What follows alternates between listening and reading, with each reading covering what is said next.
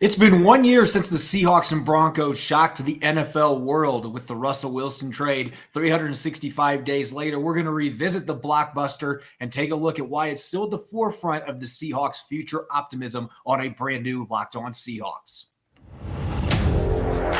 You are Locked On Seahawks, your daily Seattle Seahawks podcast. Part of the Locked On Podcast Network, your team every day.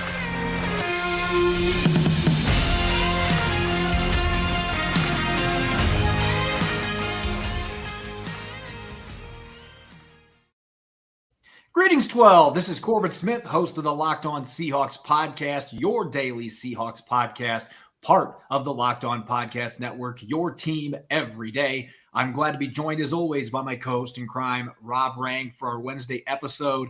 And a special thanks to all the 12s out there, as always, for making Locked On Seahawks your first listen 5 days a week. We greatly appreciate it. We're officially 1 week away from the start of the new league year and free agency. So we're going to be taking a close look at several linebackers that might be able to help the Seahawks as they wait for Jordan Brooks to get back healthy. And maybe if Cody Barton is not back this offseason, we're going to be looking at a handful of candidates. Plus, we're going to check out combine and top 30 visits, players that have been linked to the Seahawks heading towards the 2023 NFL draft, and see what we can gather from those visits, what types of players the Seahawks might be looking at, and some intriguing fits at different position groups. Now for your lead story here on our Wednesday edition of Locked On Seahawks. It might be hard to believe, but it has officially been 1 year to the day since the Seahawks and the Broncos agreed on a blockbuster trade, sending Russell Wilson to the Mile High City for a boatload of picks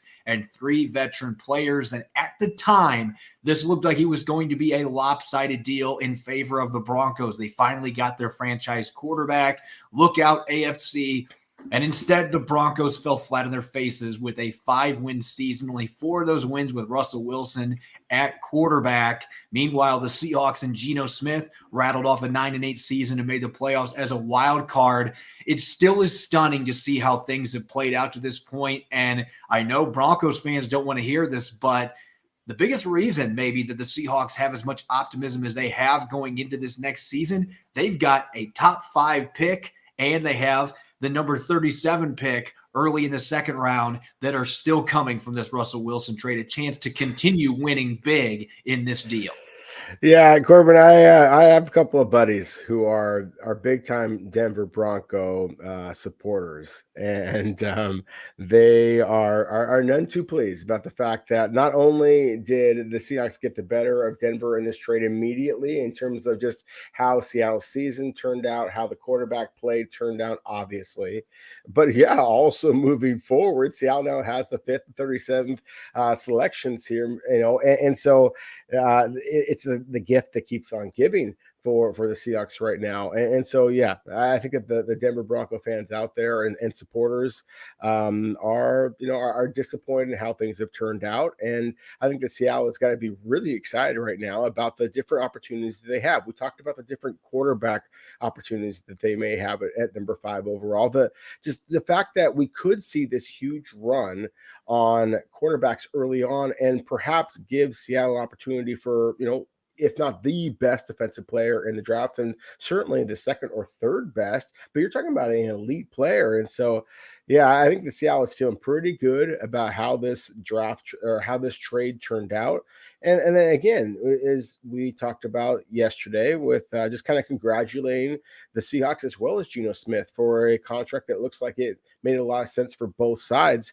I think that Seattle's got to be feeling pretty good about the fact that as many people that just kind of took their shots at the Seahawks and their decision makers for that trade, when it was all said and done, Geno Smith wound up throwing for more touchdowns than any quarterback in the NFL other than Patrick Mahomes, Josh Allen, and Joe Burrow.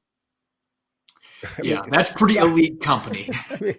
Exactly. And so, just stop and think about that for a moment. And then again, with only 12 interceptions, there's only a couple of guys that threw more interceptions. That's why he was the most efficient. That's why he was the comeback player of the year. And that's why Seattle brought him back on a 3-year deal. And again, has the flexibility now to do whatever it is that they want to do. So, yeah, I think that this Personally, I'm rooting for Russell Wilson to play better moving forward. But as somebody who supports the Seahawks and want to see them do well, just here locally, I think I think that they got to be feeling really, really good about the way that this worked out, and the fact that they should be able to do that much better moving forward. It's still crazy to be sitting here on March 8th, 1 year after this trade happened, because this was one of those rare trades. And I've been saying this all day. This is one of those rare trades in an era where information is at our fingertips within milliseconds. It's really difficult to stun people. And yet I was just floored when this news broke last year. In the morning, I received a couple phone calls like, you better watch out. There is something big brewing. And I thought, okay, there's no way this is really going to happen, is it? And sure enough, it did. It was one of those rare trades in any sport, especially one like the NFL that is the juggernaut of professional sports, to just be blindsided. Even with the rumors that have been out there, I still thought they're going to find a way to make this work. He's still got 2 years left in his contract. And yet here we are a year later, and not only did this trade happen, but the way that fortunes have gone for both franchises. I mean, the Broncos didn't get through the 2022 season without firing their first-year head coach because their offense was so bad. They averaged 16.9 points per game last year, dead last in the NFL. Russell Wilson threw only 16 touchdown passes. I mean, I feel like when we read off the stats, it sounds like something that a 9-year-old that is rooting for the Seahawks might have put together for a paper for class. Like Geno Smith threw 30 touchdowns and wins comeback player of the year, and he gets $100+ million on a 3-year contract. Like, if we were sitting here a year from now and we were able to talk to ourselves and say, hey, this is what's going to happen, I think you and I, especially you, knowing where your viewpoint was that you thought Drew Lock was going to win a starting job, I think both of us would have thrown our heads back and probably laughed. And it's not necessarily mocking Geno Smith. It's just nobody saw that coming, and nobody saw what Russell Wilson did in Denver happening either. John Schneider included. Last week at the Combine was asked, did you see him having a season like this? Were you surprised? And he's like, he just simply said, yes, I was. He had to hesitate for a second because nobody saw that coming in Denver. And then for Geno Smith to do what he did, replacing Wilson under center, leading the Seahawks to the playoffs. I mean, again, it's been a fairy tale all along. And yet it feels like the fairy tale is still in the middle of being produced. We haven't gotten to the end of the story yet because Seattle has these 2 very high draft picks. And obviously, if they don't hit on those picks, then the trade doesn't look near as good. But you already got your franchise left tackle last year, Charles Cross, with one of those picks. You've got Boye Mafe, who's got a chance to be a cornerstone in your defense for a long time. You got him with a pick, and you also ended up getting Derek Young trading down and moving picks. And I believe Tyree Smith was another player they got. So those are 4 players they got out of the picks that they got from Russell Wilson's trade last year that all could be part of this football team for several years, including your foundational left tackle. If you can add another impact player or 2 here, this really does give off Herschel Walker being traded to the Minnesota Vikings vibes in terms of building a juggernaut in the NFC off of a trade of a cornerstone player that you ended up getting the better of the opponent. Yeah, I think it feels that way right now, and I think that's what Seattle is obviously hoping for at this point. And if Charles Cross continues to be, as you said, a possibly foundational player, but he's only done it for 1 year. Russell Wilson did it for a lot longer than that and a lot higher level than that. And so I think that, again, I'm rooting for Russell Wilson. I think that he will have success. This is the coach that I told you from the get-go, that I thought that he and Sean Payton, to me, really could do some wonders here in this second reincarnation of his career. At the same time, I do think that there were some things that were somewhat predictable about Russell Wilson's acclimation to Denver, just because the fact that he did play in a system that obviously works. Pete Carroll's system, as we've talked about with all the different number of quarterbacks now who have had success, it works. I mean, just the proof is obvious now.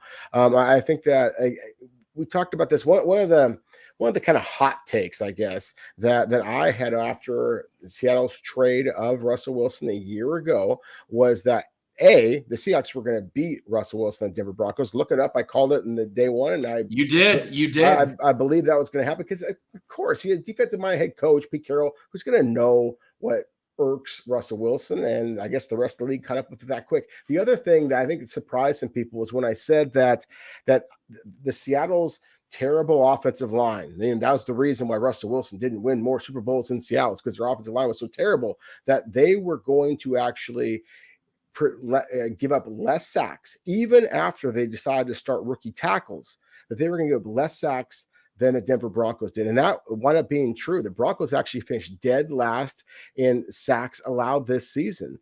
And so to me, Russell Wilson was part of that problem in Seattle all those years. And so, again, coming back to the fact that John Schneider and Pete Carroll obviously put their trust in Geno Smith, and it worked out beautifully for them. And Russell Wilson had the horrible season that he had in Denver.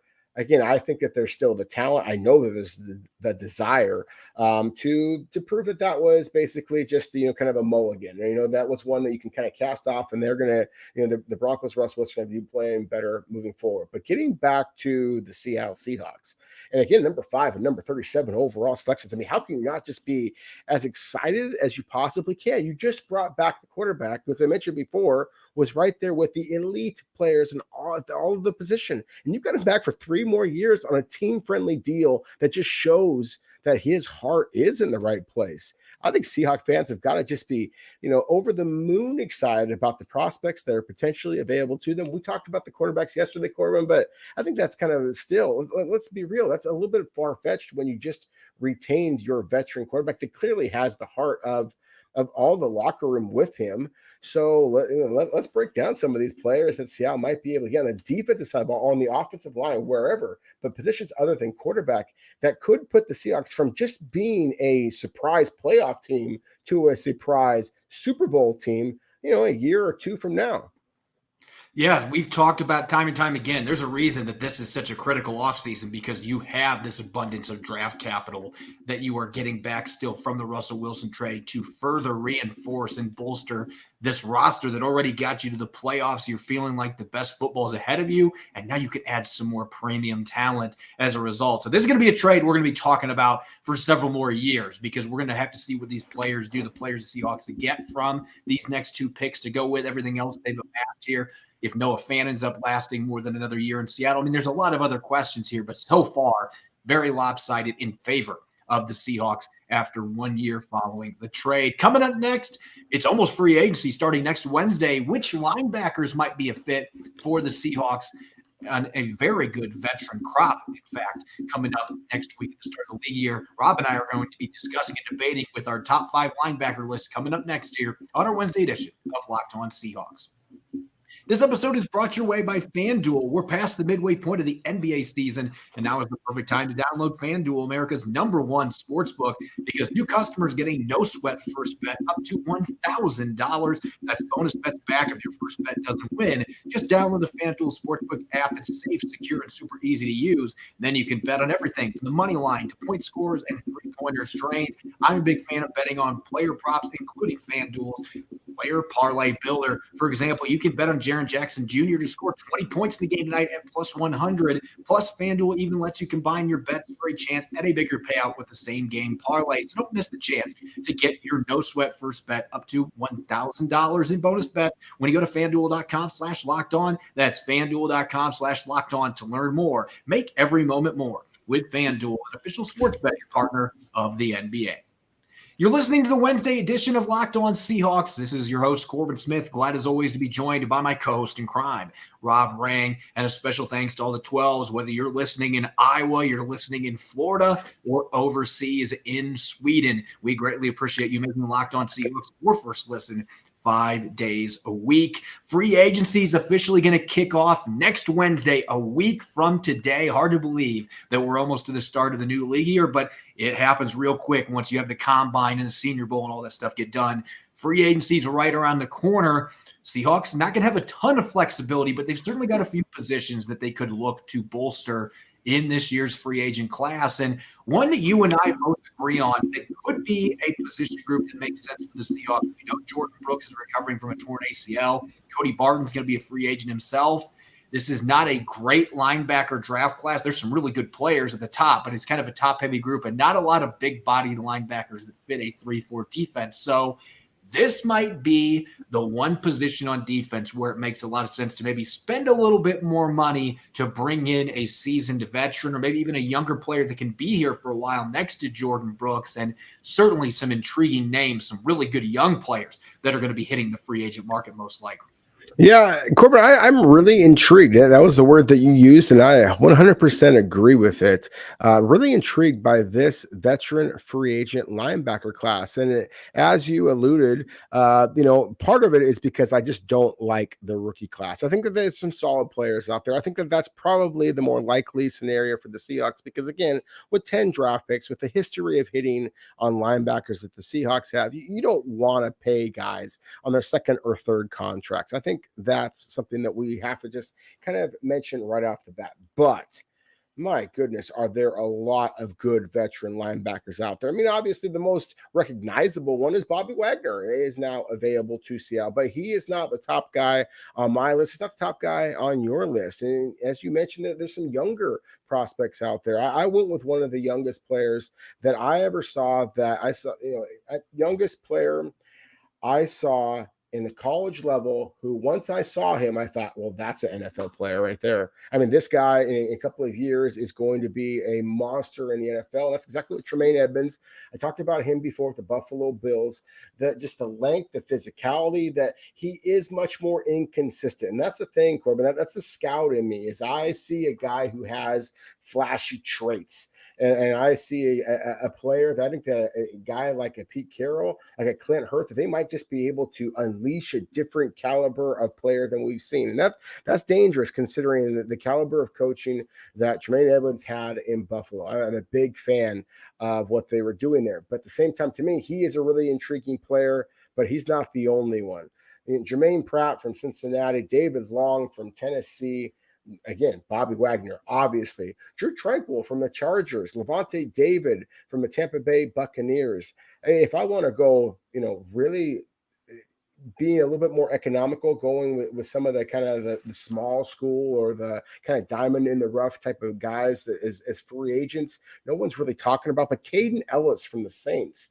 That there are a lot of linebackers. Corbin, I sent you a list that, I mean, it had to look like you had to read it like Shakespeare or something. It was a novel. You sent me a novel. Exactly. And that's my point, is that, like, I just think that this linebacker, off-ball linebacker class is good enough that you don't have to necessarily invest a great deal of money in a player like a Tremaine Edmonds. Sure, if that's where you decide that you want to spend your money, great. Because again, I think that that's a need for Seattle.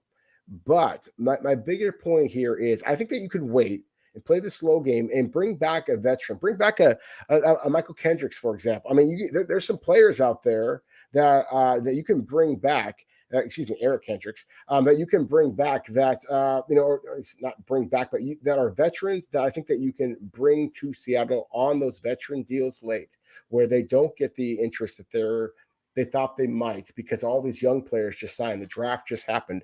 Bring one of those players in that I think might provide you the physicality, the mentality that Adrian Peterson brought the running back, that Bruce Irvin brought to the edge rushers a year ago. Bring that now. Maybe that's Bobby Wagner. Maybe that's one of these other veterans, but there are a lot of them. And that's why I think that this will be a position that Seattle should tap in veteran free agency. Yeah, I think that strategy makes some sense. The issue that you're going to be dealing with is some of these guys that are better fits for your scheme, I have a feeling are going to be players that are going to get plucked up a little bit quicker. Sure. And looking at the top of my list, you and I have the same two players. But the big difference is I'm a bigger fan of Jermaine Pratt when we look at where he could potentially fit in Seattle. And I like Tremaine Edmonds. He is a fantastic athlete. And we're talking about a kid that coming into the NFL ran a 4.5 at 250 pounds. So he's one of those freak athletes. He's got the size to be able to play in a 3-4. And yet I look at his skill set. He is a great athlete, sometimes has his issues getting off blocks. I don't know necessarily that he would be the best fit playing in the scheme that the Seahawks have now. If they were still playing a 4-3 or their hybrid 4-3 that they did for most of Pete Carroll's time here, then I am hitting my fist on the table saying, let's pay that guy $10, $11 million. Let's really bring in an upgrade. But I think Jermaine Pratt is a player that is incredibly underrated, that's been overlooked because Cincinnati, the last 2 years, they made the AFC title game and the Super Bowl in consecutive years. And they've got some other really good defensive players that have gotten more of the buzz. But Jermaine Pratt is a player. The last 2 years, Rob, 190 interceptions, or not interceptions, 190 tackles, 3 interceptions. I was already thinking picks. So if he had 190 interceptions, the guy is going to make $600 billion this year. But I digress. 190 tackles, 3 interceptions, 9 pass breakups. He can blitz some. He's 250 pounds. He's a good downhill player. He excels at shedding blocks. He just looks to me like a player who could really fit in the middle of Seattle's defense if they're looking for that bigger thumper that can also play coverage and has athleticism. And oh, by the way, Edmonds is 25, Pratt's 26. They're both in the prime of their careers. So you have to pay money to do that. But this would be something that to me would be worth the investment, bringing in a guy that's a good scheme fit that also is extremely productive, which Jermaine Pratt certainly has been the last couple of years for the Cincinnati Bengals. Still a very young player that seems to still be coming into his own, might have his best football still in front of him. So those 2 players you're going to have to spend money on. And then when you look beyond that point on my list, I've got Bobby Wagner at number 3, just because we know that he is still a very good football player. Even though he's approaching his 33rd birthday, doesn't move quite as well as he used to. He certainly doesn't run like Pratt and Edmonds do in their mid-20s, but he's such an intelligent player, high IQ, that helps compensate for the loss of athleticism a little bit. And we know that he's extremely productive, racks up tackles in bunches, 6 sacks last year. I mentioned this yesterday. I think in a 3-4, he might be a better fit at this stage of his career because he's not going to have quite as many bigger coverage responsibilities. You have more flexibility to blitz him. And then Eric Kendricks, who we just found out in the last few days, is one of those guys, unfortunately, that got his walking papers. All this guy has done, he's been in the shadow of Bobby Wagner, and most recently, he's also been in the shadow of Fred Warner, the 2 elite linebackers in the NFC. He has been a first-team All-Pro before, though. 7 straight years with over 100 tackles, 15 career sacks. He's a weapon blitzing, and he has some prior experience playing in a 3-4 defense in the NFL level. He's 31, so he's not much younger than Wagner, but he was still very productive on a defense that had a lot of issues scheme-wise in Minnesota last year. You bring him in, I think that would be a really nice consolation prize for a Bobby Wagner reunion. And the last player on my list is a guy that actually has worn a Seahawks uniform before, just in practice as a tryout player, and that was Alex Singleton coming out of Montana State. And it might surprise some of our listeners that I have him this high on my list, but I know watching Denver Broncos games last year was very painful because of how bad that offense was, but the defense was still really good. And one of the players that was an anchor for that group was Alex Singleton. He had 163 tackles last year for the Broncos. He's only 29, and he is a player, even though he's only 240 pounds, he plays much bigger than that. He's tough. This is a guy that bounced around with 4 or 5 NFL teams. He even spent time in the CFL before coming back over to the NFL. So he clearly has the grit and the boulder on his shoulder that Pete Carroll covets. And I don't think you'd have to break the bank to bring him in, especially with some of these other linebackers we just mentioned. So I'm a big fan of Singleton. I love what I saw on tape in Denver last year. And we know they run a lot of similar stuff. Even after moving on from Vic Fangio, they had some similar stuff they did with their defense. I think he would be a seamless transition. And so any of those 5 players could make sense for varying reasons. You have more experienced guys like Wagner and Kendricks. And then you have a player like Singleton, who's now played quite a few snaps, but also had a long road to get to the NFL. And you got 2 really young players in Pratt and Edmonds who are going to be breaking the bank. And if Seattle wants to find a way to spend that kind of money, that might be a position that is worth doing so. It is. That's the thing. I mean, you just rattled off 5 names. I mean, again, it's just the 3 veterans of the bunch, and Bobby Wagner, Levante David, and then as you mentioned before with Kendricks. I mean, just right there, you have some really good football players, and we mentioned a bunch of the younger players as well. I mean, Singleton. You mentioned the CFL time.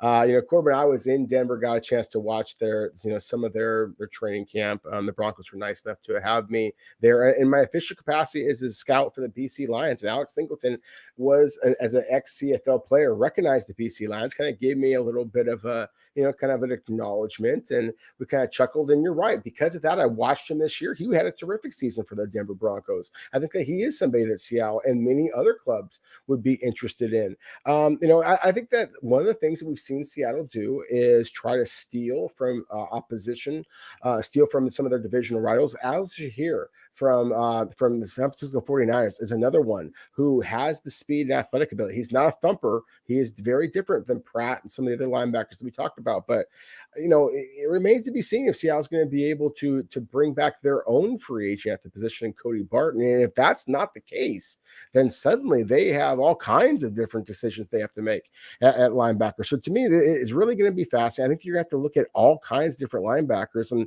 that's why I mentioned guys like a Drew Tranquil or again, Al Shahir from the 49ers. They're not that traditional 3-4 linebacker, but they do have enough ability in coverage. And that's where the game is going, of course, that I think the Seattle is going to have to consider players like that as well.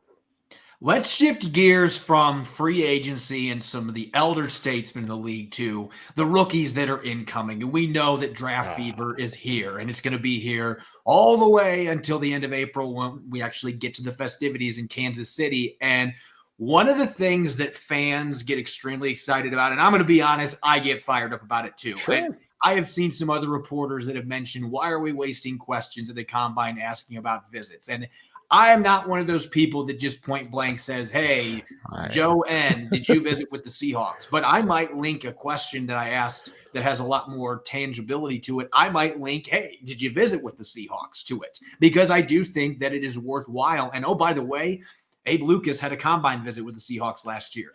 Boying Mafe and Derek Young had top 30 visits. So they might not always draft a ton of guys they visited with, at least what becomes publicly known, but the people that say they don't draft people that they visit with, last year was living the case. When that players they have drafted have had meetings with them, either in a combine or top 30 visits, and we're starting to now get these puzzle pieces going together, Rob. And I know you are very excited about this because there are some big names that have met with the Seahawks, either at the combine or are going to be meeting with them in a top 30 visit. Now, looking at the players that have visited the Seahawks in a formal visit in the combine last week, these are the 9 players that I can confirm. Now, there are a few other players like Michael Wilson, the receiver from Stanford, Adebare from Northwestern has also been linked to them, but I have not gotten any official confirmation they had formal meetings at the combine. I'm sure both those players have met with the Seahawks at least at the Senior Bowl or some point this offseason. But these are the 9 players that we know met with the Seahawks in formal meetings last week. Anthony Richardson, the quarterback from Florida, he has publicly talked about how much he enjoyed hanging out with Pete Carroll, and that's drawn a lot of buzz. There's a lot of prospects that feel that way unless your name is Sauce Gardner. Zach Charbonnet from UCLA, former Michigan running back.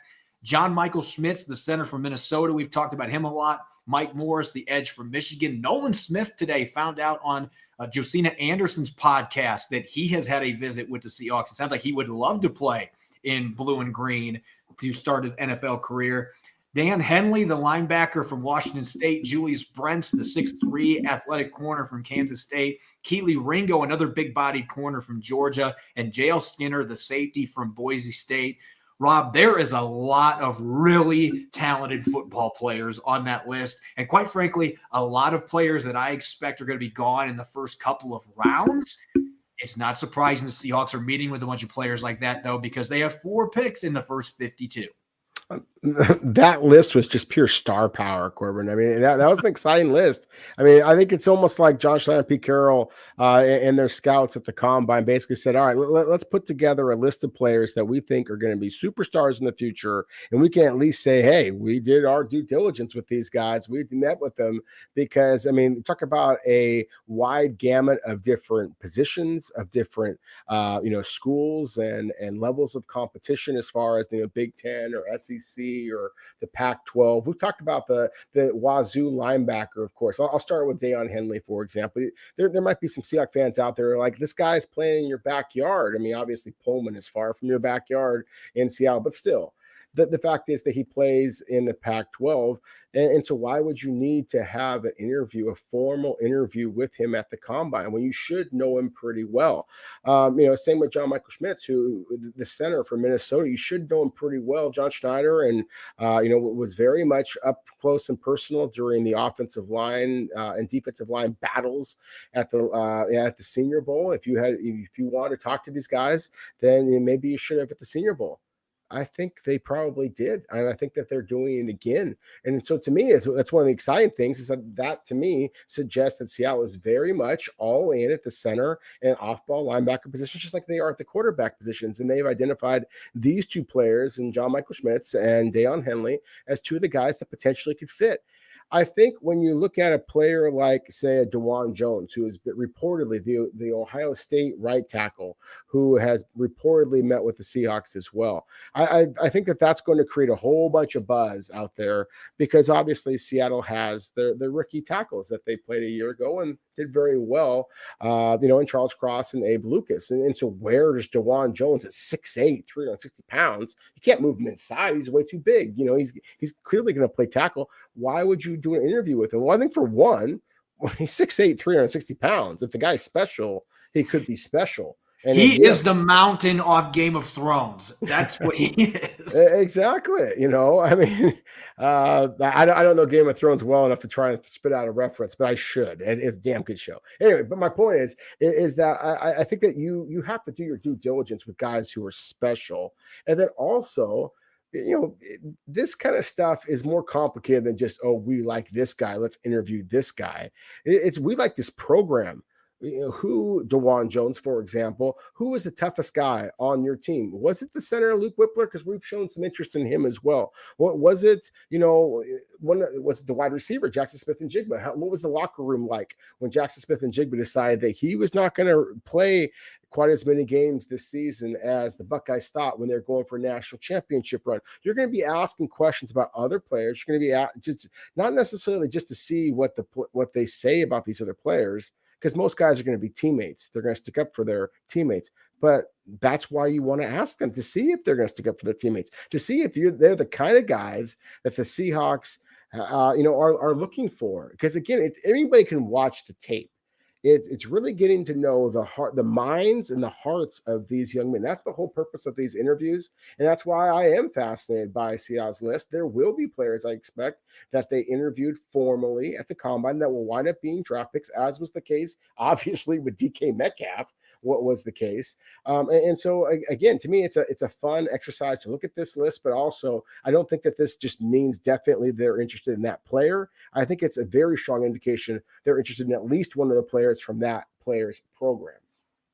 And I'm glad that you mentioned Metcalf, because that's perfect lead in for what I'm going to add to this.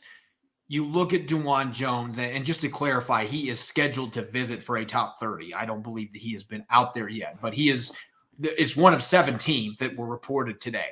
And then I did some digging around, and he is certainly expected to come out. But it's another player that has freakish either physical traits or athletic traits, or both of them.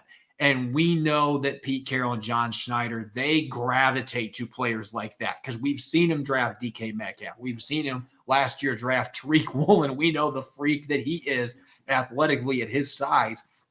They cannot resist players like that. But they also want to really dig into the character. And John Schneider emphasized that last week. We know what happened with Malik McDowell in 2017. They want to avoid a similar situation when there's red flags like that are present, that they knew about. They didn't think he was going to get an ATV accident, but they knew that there were some maturity question marks. There were some behavior question marks, and they still made that pick anyway. So they have really put further emphasis on that. Let's dig into the character that we're dealing with just as much as the athletic traits, just as much as the physical traits. But that doesn't mean they're not going to be looking at guys like this. They're going to be bringing in a player like DeJuan Jones. And if they fall in love with him, if he's a player they're interested in, maybe that means Abe Lucas moves into guard. And I know that drove people crazy on social media when I mentioned that today. But John Schneider's going to look for the best players now. He's not going to be just picking guys for a need anymore. He has had a couple big misses doing that in the last few years, and he has moved away from that. So if there's a right tackle that is their best player available and they think that Abe Lucas can play inside, I wouldn't put it past him. But the point is, they're going to look at players and they're going to bring them in when they have unique skill sets or they have unique size, or it's a player like this that gave up no sacks and 4 pressures at Ohio State last year. He's a pretty damn good football player on top of being a massive human being at 6'8" with almost 37-inch long arms. I mean, this guy is just a freakish specimen at right tackle. And then you look at some of the other players that they have. I'll put the list up again for our YouTube viewers, but we know Anthony Richardson is one of one at the quarterback position at 244 pounds, running a 4.43. And then you've got a player like Nolan Smith that ran the fastest 40 time we've seen for a guy at 238 pounds. 4.39 seconds. And then Julius Brent with his freakish 3-cone drill at 6'3". Keely Ringo ran a 4.35 at 6'2", over 200 pounds.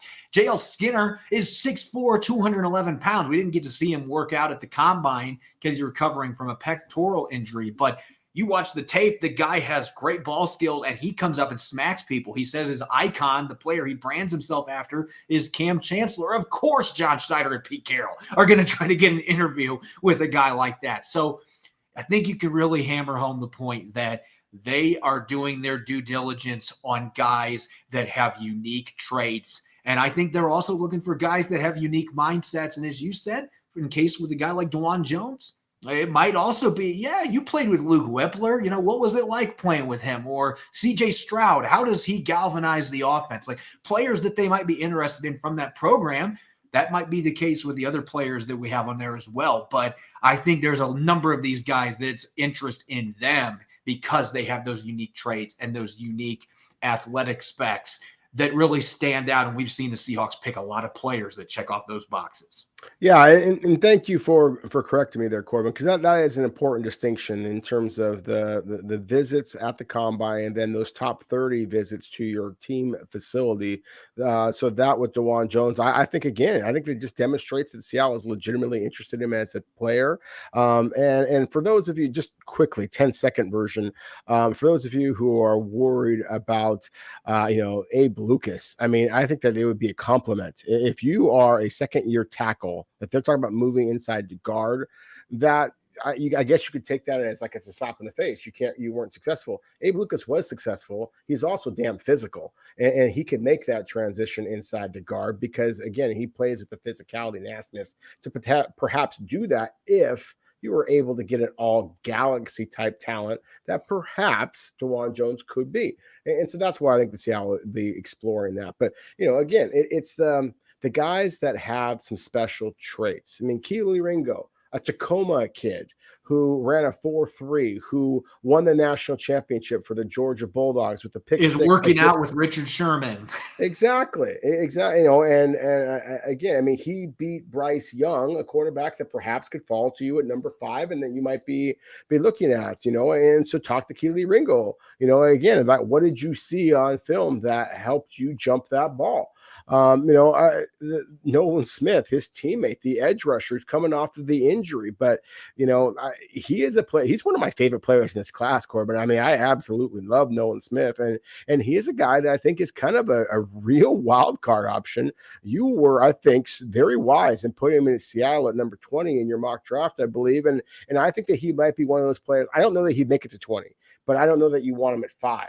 But I think that there's a million trade down scenarios in which Nolan Smith makes some sense because he does have that dog factor to him as well as the pass rush ability. I think that he would be widely viewed as a top 10 caliber player had he played his entire final season with the Bulldogs. I'm just that high on his game. So again, to me, and of course you mentioned Julius Brents, and I mentioned before the center in John Michael Schmitz. I mean, to me, again, what this suggests is that Seattle is absolutely doing their due diligence. They recognize their areas of concern, and they are going to investigate all of them. And as somebody who is following Seattle and what they're going to be doing on draft day, I would think that Seahawks fans should be just ecstatic with how this is going so far because Seattle does have so many options, and this looks like a draft that is uniquely suited to fill Seattle's biggest areas of concern.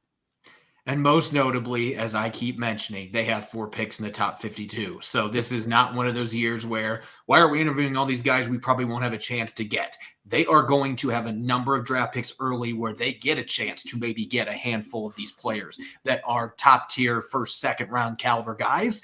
And so you got to do your due diligence. And that's what the Seahawks did at the combine. And that's what they're going to start doing now with their top 30 visits as well. As always, you can follow me on Twitter at Corbin Smith NFL. You can follow Rob at Rob Rang. Make sure to check out Locked On Seahawks. We're on all major podcast platforms and streaming video form 5 days a week. Coming up tomorrow on our Thursday episode, we're going to check out Seattle's free agents on the restricted side of things, headlined by Ryan Neal, and we'll be taking a look at the offensive line, some guard free agents that could make sense for the Seahawks as we get closer to the start of the new league year. Thanks for listening in. Enjoy the rest of your Wednesday. Go Hawks.